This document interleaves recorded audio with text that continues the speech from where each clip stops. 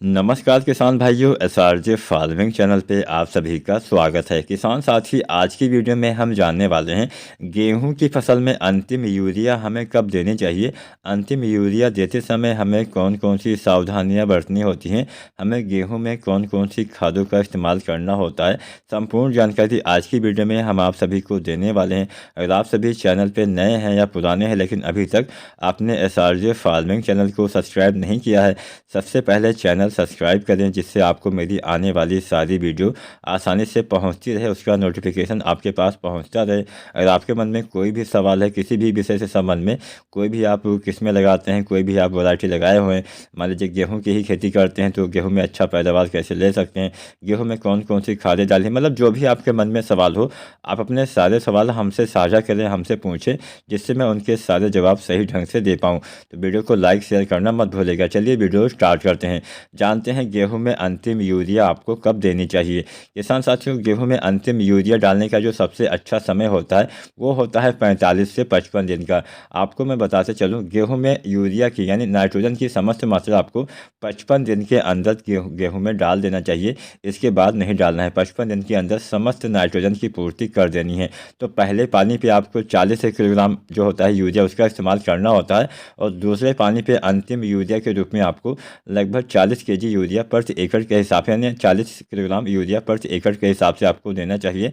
इतनी मात्रा 1 एकड़ खेत के लिए किसान भाई पर्याप्त रहने वाली है। अब दूसरे पानी पे जो आप अंतिम मात्रा डालेंगे 40 केजी, इसके इस्तेमाल के समय कुछ चीज़ों का इस्तेमाल आप कर सकते हैं। पहले हम पहले पानी के बारे में भी थोड़ा बहुत चर्चा कर लेते हैं। मान लीजिए आप गेहूँ में पहली सिंचाई कर चुके हैं, मान लीजिए गेहूँ की फसल अभी 30 या 35 दिन के आसपास की है, तो 30 दिन के आसपास आपको या फिर 25 दिन के आसपास आपको, मतलब पहला पानी जब भी लगाए उसके बाद में आपको यूरिया 40 केजी डालना होता है। इसके साथ में आपको जो आता है सल्फर जो आता है 90% वाला, तो इसकी यहाँ पे किसान साथियों लगभग 3 या 4 किलोग्राम मात्रा प्रति एकड़ के हिसाब से डालना चाहिए।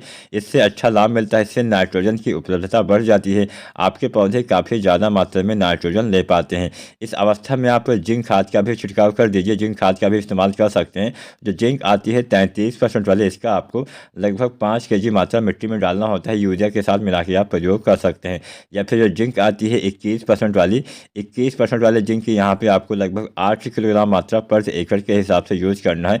इतनी मात्रा 1 एकड़ खेत के लिए किसान साथी पर्याप्त होती है। किसान भाइयों, पहले पानी के बाद आप कोई भी जो ग्रोथ प्रमोटर डालते हैं जिसका हम मिट्टी में इस्तेमाल करते हैं उसका प्रयोग आप कर सकते हैं। चाहे आप सागरिका डालें तो भी आप डाल सकते हैं। सागरिका दो तरह से आती है, एक आती है सागरिका Z++, एक आती है सागरिका गोल्ड।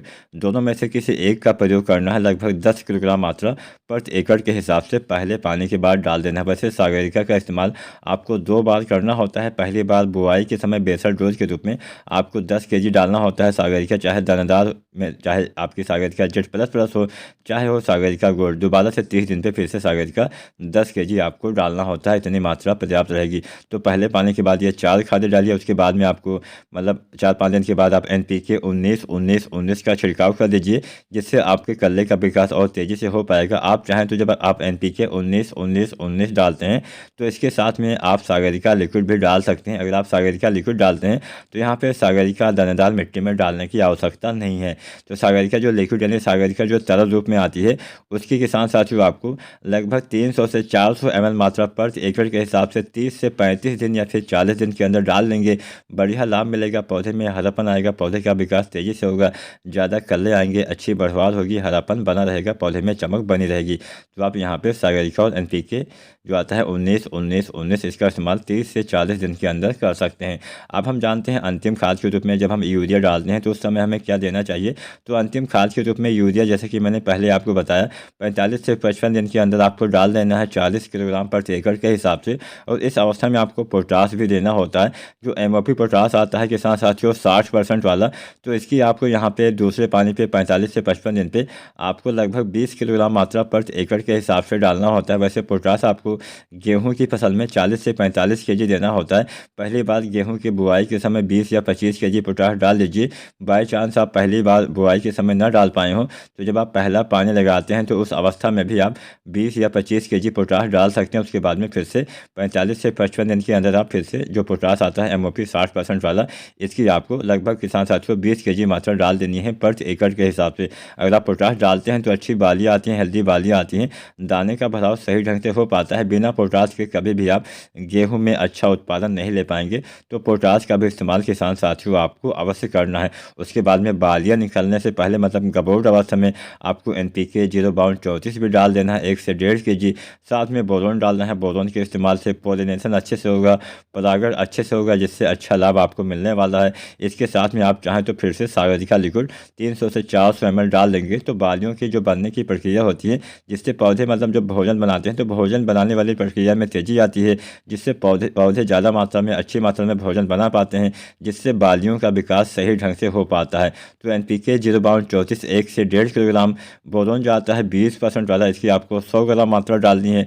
और जो आता है सागरिका लिक्विड, इसकी आपको लगभग 300 से 400 ml मात्रा गबोट अवस्था में बालियाँ आने से पहले डालेंगे तो अच्छा लाभ मिल पाएगा। उम्मीद करते हैं आज की जानकारी से आप संतुष्ट होंगे। अगर आपको वीडियो पसंद आई हो तो लाइक करें, कोई सवाल या सुझाव हो नीचे कमेंट करें, और चैनल पर नए हैं या पुराने हैं सब्सक्राइब नहीं किया है तो सब्सक्राइब